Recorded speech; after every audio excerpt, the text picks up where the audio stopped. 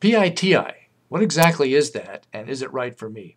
Hi, I'm Mike Dolan, owner of Broker Pro Mortgage. My license number is 114972. Today we're going to talk about two different ways of making your monthly mortgage payment. One is where you pay PITI, it's a phrase you've probably heard, and the other is where you pay just principal and interest. PITI refers to principal, interest, taxes, and insurance. And you make this decision of which way you want to pay at the beginning of your loan, and it stays that way all the way through. We'll call them option 1 and option 2, and we'll talk about the advantages and disadvantages of both.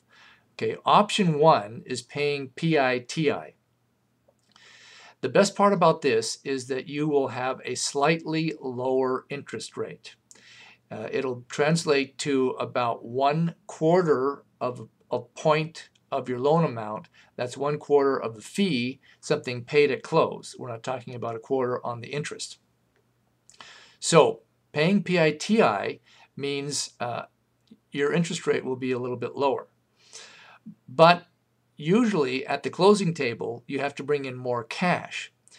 The purpose of the taxes and insurance part is for you to build up an escrow or reserve account at your lender, and then your lender automatically makes your property tax payment and your homeowner's insurance payment. So you fund that account at close.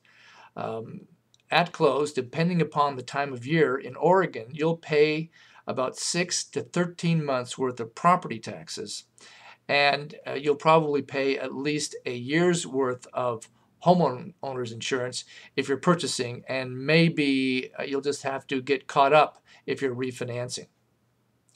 So paying PITI means slightly lower rate, more cash at the closing table. Option 2 is when you pay principal and interest.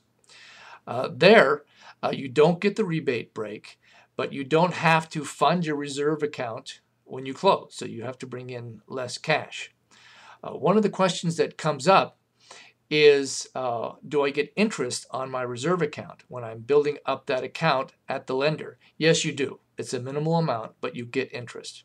Now, when you have a reserve account, you need to keep track of it. It's your money. It just happens to be at the lender. Every January, you'll get an accounting of your escrow account, of how much you paid into it, how much is there already, and how much was dispersed for taxes and insurance.